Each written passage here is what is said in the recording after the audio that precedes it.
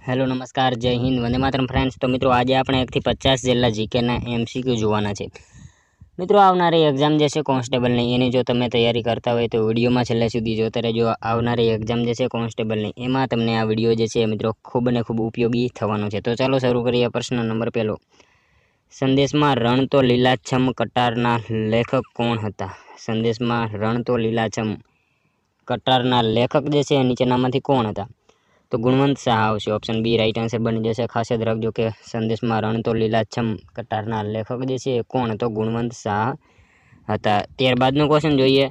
1922માં ગાંધીજી દ્વારા થયેલા રાજદ્રોહનો કેસ કોના દ્વારા ચલાવાયો હતો? મિત્રો આનો એક આન્સર જે છે એ તમારે કોમેન્ટમાં જણાવવાનો રહેશે। અને મિત્રો 10 માર્ચ 1922ના દિવસે જે છે જ્યોતિબા ફૂલેના પુત્રી સાવિત્રીબાઈ ફૂલે જે છે એ આ દિવસે જે છે મૃત્યુ પામ્યા હતા, એ પણ આપણને ખ્યાલ હોવો જોઈએ। અને આનો એક આન્સર તમારે કોમેન્ટમાં જણાવવાનો રહેશે। જોઈએ ત્યારબાદનો નેક્સ્ટ ક્વેશ્ચન, શ્રી સહજાનંદ સ્વામીએ દીક્ષા કયા સ્થળે લીધી હતી? શ્રી સહજાનંદ સ્વામીએ જે છે એ દીક્ષા કયા સ્થળે લીધી હતી?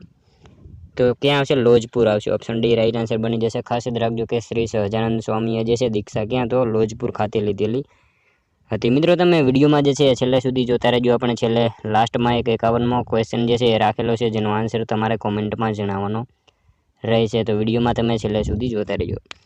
જોઈએ ત્યારબાદનો ક્વેશ્ચન, સ્વામી દયાનંદ સરસ્વતીને કયો વેદ કંઠસ્થ હતો? સ્વામી દયાનંદ સરસ્વતીની જે છે એ કયો વેદ જે છે કંઠસ્થ હતો? તો કયો આવશે રાઈટ આન્સર અહીંયા? યજુર્વેદ આવશે। ઓપ્શન સી રાઈટ આન્સર બની જશે। ખાસ યાદ રાખજો કે સ્વામી દયાનંદ સરસ્વતીને કયો હતો?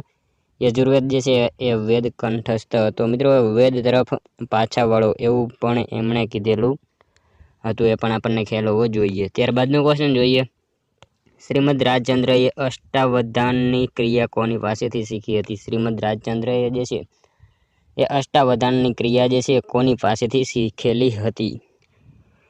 તો શું આવશે? શંકરલાલ ભટ્ટ આવશે। ઓપ્શન એ રાઈટ આન્સર બની જશે। ખાસ યાદ રાખજો કે શ્રીમદ રાજચંદ્રએ અષ્ટાવધાનની ક્રિયા કોની પાસેથી? તો શંકરલાલ ભટ્ટ જે છે એમની પાસેથી શીખેલી હતી। મિત્રો શ્રીમદ રાજચંદ્રનું સાચું નામ જે છે એ રાયચંદજી રવજીભાઈ હતું અને ધીમે ધીમે સત્તાવધાન પણ બની ગયા હતા, એ પણ આપણને ખ્યાલ હોવો જોઈએ। મિત્રો તમને વિડીયો ગમતો હોય તો એક લાઇક કરજો। અમે તમારી પાસે માત્ર એક લાઇકની આશા રાખીએ છીએ, તો એક લાઇક તમે જરૂર કરી દેજો। ત્યારબાદનો ક્વેશ્ચન છે, નગરપાલિકામાં વહીવટી અધિકાર કોણ હોય છે? નગરપાલિકામાં વહીવટી અધિકાર જે છે નીચેનામાંથી કોણ હોય છે? તો ચીફ ઓફિસર આવશે। ઓપ્શન બી રાઈટ આન્સર બની જશે। અહીંયા ખાસ યાદ રાખજો કે નગરપાલિકામાં વહીવટી અધિકારી કોણ? તો ચીફ ઓફિસર હોય છે। ત્યારબાદનો ક્વેશ્ચન છે, નગરપાલિકાના ઉપપ્રમુખનો કાર્યકાળ કેટલા વર્ષનો હોય છે? નગરપાલિકાના ઉપપ્રમુખનો કાર્યકાળ જે છે કેટલા વર્ષનો હોય છે? તો શું આવશે અહીંયા રાઈટ આન્સર? નગરપાલિકાના ઉપપ્રમુખનો કાર્યકાળ જે છે એ શું આવશે?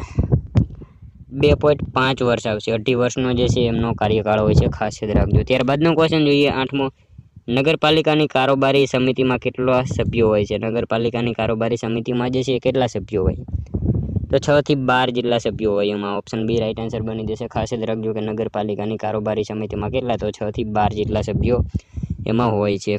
ત્યારબાદનો ક્વેશ્ચન જોઈએ, નગરપાલિકામાં મહિલાઓ માટે કેટલા ટકા અનામત છે? નગરપાલિકામાં જે છે મહિલાઓ માટે કેટલા ટકા અનામત છે? તો 33% અનામત છે। ખાસ યાદ રાખજો નગરપાલિકા મહિલાઓ માટે જે છે કેટલા ટકા? તો 33% જેટલું અનામત છે। નેક્સ્ટ ક્વેશ્ચન જોઈએ ત્યારબાદનો, નગરપાલિકાના વહીવટી વડાને કયા નામે ઓળખવામાં આવે છે? નગરપાલિકાના વહીવટી વડાને જે છે કયા નામથી ઓળખવામાં આવે? તો શું આવશે અહીંયા? મ્યુનિસિપલ કમિશનર આવશે। ઓપ્શન ડી રાઈટ આન્સર બની જશે। ખાસ યાદ રાખજો કે મહાનગરપાલિકાના જે છે એ વહીવટી વડાને કયા નામે? તો મ્યુનિસિપલ કમિશનર નામથી ઓળખવામાં આવે છે। ત્યારબાદનો ક્વેશ્ચન જોઈએ, જનતાની ભાષા દ્વારા જનતાની સેવા થાય તે સાચી લોકશાહી છે, આ વક્તવ્ય કોનું છે? જનતાની ભાષા દ્વારા જનતાની સેવા થાય આ વક્તવ્ય જે છે એ કોનું છે? તો શું આવશે રાઈટ આન્સર અહીંયા? બાબુભાઈ પટેલ આવશે। ઓપ્શન ડી રાઈટ આન્સર બની જશે। ખાસ યાદ રાખજો કે જનતાની ભાષા દ્વારા જનતાની સેવા થાય તે સાચી લોકશાહી છે, આ વાક્ય જે છે કોનું? તો બાબુભાઈ પટેલનું છે। ત્યારબાદનો ક્વેશ્ચન જોઈએ, બીજા વિશ્વ યુદ્ધ પછી ભારતને સ્વતંત્રતા આપવાની બ્રિટિશ સરકારે કરેલી જાહેરાત કઈ જાહેરાત તરીકે ઓળખાય છે? બીજા વિશ્વ યુદ્ધ પછી જે છે એ ભારતને સ્વતંત્રતા આપવાની બ્રિટિશ સરકારે કરેલી જાહેરાત જે છે એ કઈ જાહેરાત તરીકે ઓળખાય છે? તો ઓગસ્ટ દરખાસ્ત આવશે. ઓપ્શન બી રાઈટ આન્સર બની જશે. અહીંયા ખાસ યાદ રાખજો કે બીજા વિશ્વયુદ્ધ પછી ભારતને સ્વતંત્રતા આપવાની બ્રિટિશ સરકારે કરેલી જાહેરાત જે છે એ ઓગસ્ટ દરખાસ્ત તરીકે ઓળખાય છે. ત્યારબાદનો ક્વેશ્ચન જોઈએ. બંધારણમાં રાજ્યનીતિના માર્ગદર્શક સિદ્ધાંતોમાં રાજ્યમાં ગ્રામ પંચાયતોની રચના થાય તેવો આદર્શ કોણે આપ્યો હતો? બંધારણમાં જે છે ને રાજ્યનીતિના માર્ગદર્શક સિદ્ધાંતોમાં રાજ્યમાં ગ્રામ પંચાયતોની રચના થાય એવો આદર્શ જે છે કોણે આપ્યો? તો ગાંધીજી આવશે, એમણે આપેલો. તો ખાસ યાદ રાખજો ઓપ્શન બી રાઈટ આન્સર બની જશે. મિત્રો 24 એપ્રિલ એ પંચાયતી રાજ દિવસ આવશે અને પંચાયતી રાજના પ્રણેતા પૂછાય તો બળવંતરાય મહેતા આવશે. એ પણ આપણને ખ્યાલ હોવો જોઈએ. ત્યારબાદનો ક્વેશ્ચન છે. કચ્છ સૌરાષ્ટ્રમાં પકવ્યા વગરની માટીના રમકડાને શું કહેવામાં આવે છે? કચ્છ સૌરાષ્ટ્રમાં જે છે પકવ્યા વગરના જે છે માટીના રમકડાને શું કહેવામાં આવે છે? તો ઘંટી ઘોડા એને કહેવામાં આવશે. ઓપ્શન સી રાઈટ આન્સર બની જશે. ખાસ યાદ રાખજો કે સૌરાષ્ટ્રમાં અને કચ્છમાં જે છે પકવ્યા વગરની માટીના રમકડાને શું? તો ઘંટી ઘોડા કહેવામાં આવે છે. ત્યારબાદનો ક્વેશ્ચન જોઈએ. 15મો. નગરપાલિકાના પ્રમુખ પોતાનું રાજીનામું કોને આપે છે? નગરપાલિકાના પ્રમુખ જે છે પોતાનું રાજીનામું કોને આપે? તો કલેક્ટરને આપશે. ઓપ્શન સી રાઈટ આન્સર બની જશે. ખાસ યાદ રાખજો કે નગરપાલિકાના પ્રમુખ જે છે પોતાનું રાજીનામું કોને? તો કલેક્ટરને આપતા હોય છે. નેક્સ્ટ ક્વેશ્ચન જોઈએ. ત્યારબાદનો. ભારતની સંચિત નિધિમાં શેનો સમાવેશ થતો નથી? ભારતની સંચિત નિધિમાં જે છે શેનો સમાવેશ થતો નથી? તો શું આવશે? પ્રોવિડન્ટ ફંડની જમા રકમ જે છે એનો સમાવેશ થશે નહીં ભારતની સંચિત નિધિમાં. ખાસ યાદ રાખજો. ત્યારબાદનો ક્વેશ્ચન જોઈએ. અખિલ ભારતીય સેવાઓનો ઉલ્લેખ બંધારણના કયા અનુચ્છેદમાં કરવામાં આવ્યો છે? અખિલ ભારતીય સેવાઓનો ઉલ્લેખ જે છે બંધારણના કયા અનુચ્છેદમાં કરવામાં આવેલો છે? તો શું આવશે રાઈટ આન્સર? અહીંયા અનુચ્છેદ 312 આવશે. ઓપ્શન બી રાઈટ આન્સર બની જશે. ખાસ યાદ રાખજો કે અખિલ ભારતીય સેવાઓનો ઉલ્લેખ જે છે બંધારણના કયા અનુચ્છેદમાં? તો અનુચ્છેદ 312માં કરવામાં આવેલો છે. ત્યારબાદનો ક્વેશ્ચન જોઈએ. રાજ્ય લોક સેવા આયોગના અધ્યક્ષ તેમજ સભ્યોની નિમણૂક કોના દ્વારા કરવામાં આવે છે? રાજ્ય લોક સેવા આયોગના અધ્યક્ષ તેમજ સભ્યોની નિમણૂક જે છે કોના દ્વારા કરવામાં આવે છે? તો કોના દ્વારા આવશે? અહીંયા રાઈટ આન્સર રાષ્ટ્રપતિ દ્વારા કરવામાં આવે છે. ઓપ્શન સી રાઈટ આન્સર બની જશે. ખાસ યાદ રાખજો કે રાજ્ય લોક સેવા આયોગના અધ્યક્ષ તેમજ સભ્યોની નિમણૂક કોના દ્વારા? તો રાષ્ટ્રપતિ દ્વારા જે છે એ કરવામાં આવે છે. ત્યારબાદનો ક્વેશ્ચન જોઈએ.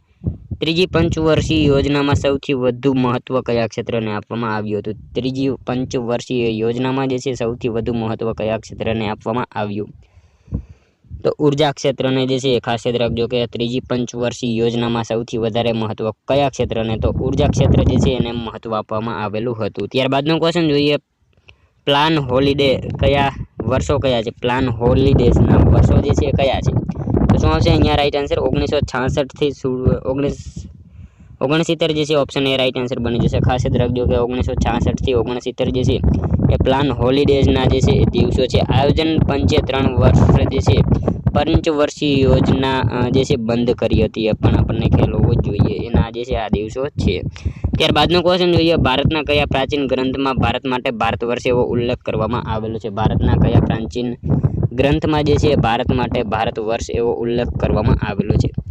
તો કયા આવશે? વિષ્ણુ પુરાણમાં આવશે. ઓપ્શન સી રાઈટ આન્સર બની જશે. અહીંયા ખાસ યાદ રાખજો કે ભારતના જે છે કયા ગ્રંથમાં? તો વિષ્ણુ પુરાણ જે છે એમાં ભારત વર્ષ એવો ઉલ્લેખ કરવામાં આવેલો છે.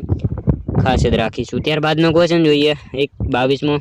પવિત્ર સંત આપા ગીગાનું સમાધિ સ્થળ સત્તાધાર કયા જિલ્લામાં આવેલું છે? પવિત્ર સંત આપા ગીગાનું સમાધિ સ્થળ જે છે એ સત્તાધાર કયા જિલ્લામાં આવેલું છે? તો જૂનાગઢમાં આવશે. ઓપ્શન ડી રાઈટ આન્સર બની જશે. ખાસ યાદ રાખજો કે પવિત્ર સંત એવા આપા ગીગાનું સમાધિ સ્થળ સત્તાધાર ક્યાં? તો જૂનાગઢમાં આવેલું છે. ત્યારબાદનો ક્વેશ્ચન જોઈએ.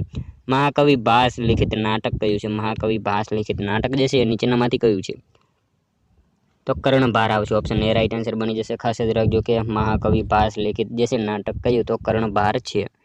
ત્યારબાદનો ક્વેશ્ચન છે. નીચેનામાંથી ચરબી દ્રાવ્ય વિટામિન કયું છે? નીચેનામાંથી ચરબી દ્રાવ્ય વિટામિન જે છે એ કયું છે?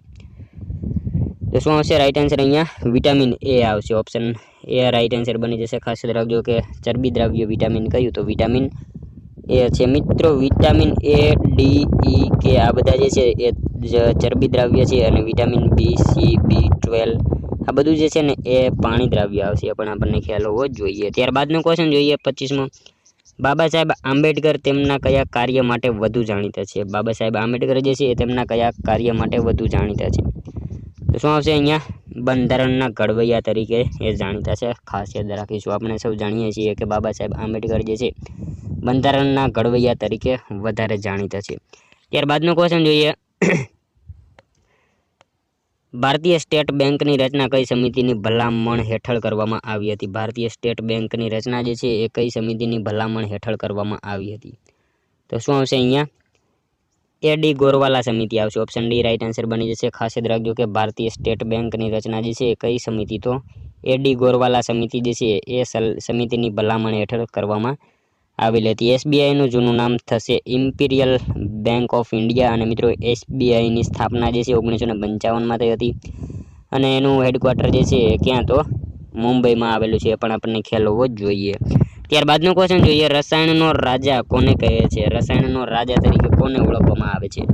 તો શું આવશે અહીંયા રાઈટ આન્સર? સલ્ફ્યુરિક એસિડ આવશે. ઓપ્શન એ રાઈટ આન્સર બની જશે. ખાસ યાદ રાખજો કે રસાયણનો રાજા જે છે એ કયું, તો સલ્ફ્યુરિક એસિડ આવશે. કિંગ ઓફ કેમિકલ રાસાયણિક સૂત્ર એનું થશે H2SO4. એ પણ આપણને ખ્યાલ હોવો જ જોઈએ. ત્યારબાદનો ક્વેશ્ચન જોઈએ 28મો, ખોરાકમાં લોહ તત્વ આયર્નની ઉણપથી કયો રોગ થાય છે? ખોરાકમાં લોહ તત્વ આયર્નની ઉણપથી જે છે કયો રોગ થાય છે?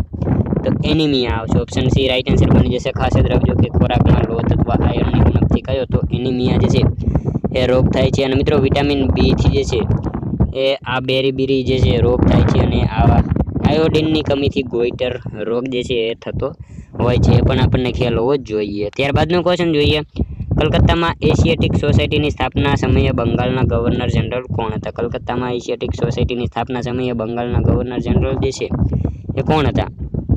તો વોરન હેસ્ટિંગ આવશે. ઓપ્શન સી રાઈટ આન્સર બની જશે. ખાસ યાદ રાખજો કે કલકત્તામાં એશિયાટિક સોસાયટીની સ્થાપના સમયે બંગાળના ગવર્નર કોણ, તો વોરન હેસ્ટિંગ હતા. 1784ની આજુબાજુ એશિયાટિક સોસાયટીની સ્થાપના થઈ હતી. એ પણ આપણને ખ્યાલ હોવો જ જોઈએ. 1784ની આસપાસની સાલમાં. ત્યારબાદનો ક્વેશ્ચન જોઈએ, વિકલ્પમાંથી છંદનો પ્રકાર જણાવો. વિકલ્પમાંથી છંદનો પ્રકાર જે છે એ કયો છે? તો હરિણી આવશે. હરિણી. ઓપ્શન એ રાઈટ આન્સર બની જશે. એ છંદનો એક પ્રકાર છે. ત્યારબાદનો ક્વેશ્ચન છે, મૌર્યવંશી રાજા ચંદ્રગુપ્ત નારીની નગરમાં સુબાનું નામ શું હતું? મૌર્યવંશી રાજા ચંદ્રગુપ્ત જે છે ચંદ્રગુપ્તના ગિરિનગર આવશે. અહીંયા ગિરિનગર જે છે ગિરિનગરના સુબાનું નામ જે છે શું હતું? તો પુષ્યગુપ્ત આવશે. પુષ્પગુપ્ત વૈશ્ય જે છે. ઓપ્શન ડી રાઈટ આન્સર બની જશે. ખાસ યાદ રાખીશું. ત્યારબાદનો ક્વેશ્ચન જોઈએ, સલ્તનત કાળ દરમિયાન સૌપ્રથમ કયા વંશની સ્થાપના થઈ હતી? સલ્તનત કાળ દરમિયાન જે છે સૌપ્રથમ કયા વંશની સ્થાપના થઈ હતી? તો ગુલામ વંશ આવશે. ઓપ્શન સી રાઈટ આન્સર બની જશે. ખાસ યાદ રાખજો કે સલ્તનત કાળ દરમિયાન જે છે સૌપ્રથમ કયા વંશની, તો ગુલામ વંશની જે છે સ્થાપના થયેલી હતી. નેક્સ્ટ ક્વેશ્ચન જોઈએ ત્યારબાદનો, જુલ્લુ ચિત્રો ગુજરાતના કયા પ્રદેશમાં જોવા મળે છે? જુલ્લુ ચિત્રો જે છે ગુજરાતના કયા વિસ્તારમાં જોવા મળે છે? તો શું આવશે? હાલાર પંથકમાં આવશે. ઓપ્શન એ રાઈટ આન્સર બની જશે. ખાસ યાદ રાખજો કે જુલ્લુ ચિત્રો જે છે ગુજરાતના કયા પ્રદેશમાં, તો હાલાર પંથક જે છે એમાં એ જોવા મળે છે. જામનગર પોરબંદરની આસપાસનો જે વિસ્તાર છે એ હાલાર પંથક તરીકે ઓળખાય છે. કાલે પણ આપણે જે છે આની ચર્ચા કરી હતી. ત્યારબાદનો ક્વેશ્ચન જોઈએ, કોને ભારતીય બજેટ પદ્ધતિના પિતા કહેવામાં આવે છે? કોને ભારતીય બજેટ પદ્ધતિના પિતા તરીકે ઓળખવામાં આવે છે? તો કોણ આવશે? James Wilson. Option B right answer બની જશે.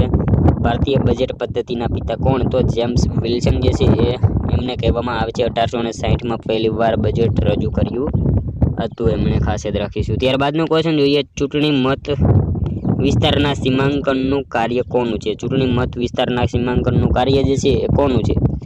તો શું આવશે? પરિસીમન આયોગ આવશે. ઓપ્શન એ રાઈટ આન્સર બની જશે. ખાસ યાદ રાખજો કે ચૂંટણી મત વિસ્તારના સીમાંકનનું કાર્ય જે છે એ કોનું? તો પરિસીમન આયોગ જે છે એમનું છે. ત્યારબાદનો ક્વેશ્ચન છે, શ્રીમદ રાજચંદ્રનું મૂળ નામ શું હતું? શ્રીમદ રાજચંદ્રનું મૂળ નામ જે છે એ શું હતું?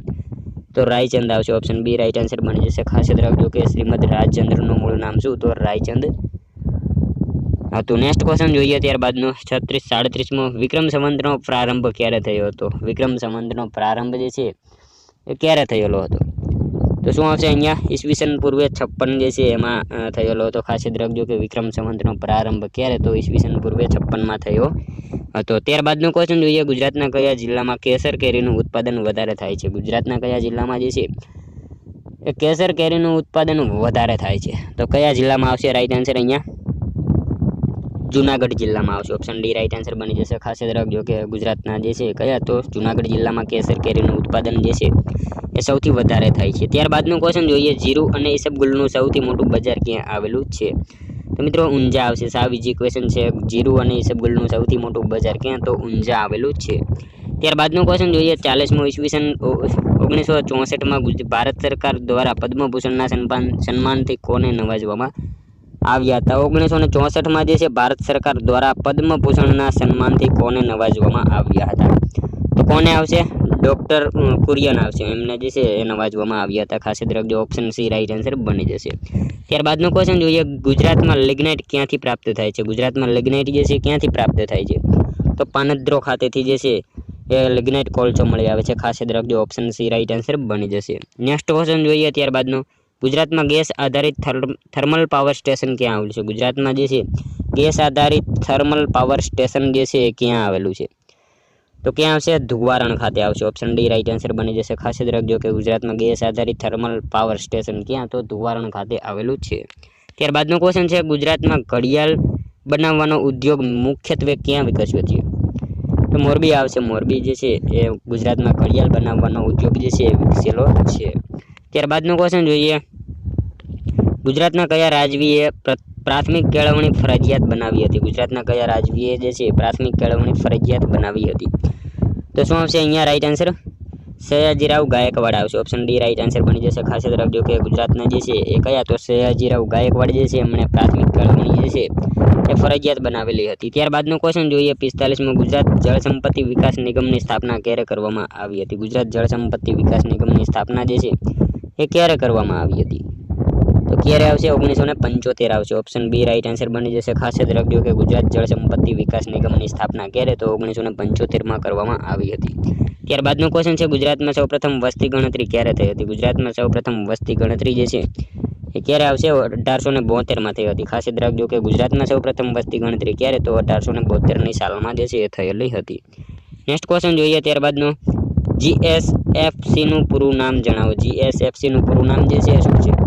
તો Gujarat State Fertilizer Corporation. Option B right answer બની જશે. ખાસ યાદ રાખજો કે જીએસએફસીનું પૂરું નામ શું? તો ગુજરાત સ્ટેટ ફર્ટિલાઇઝર કોર્પોરેશન એનું પૂરું નામ થશે.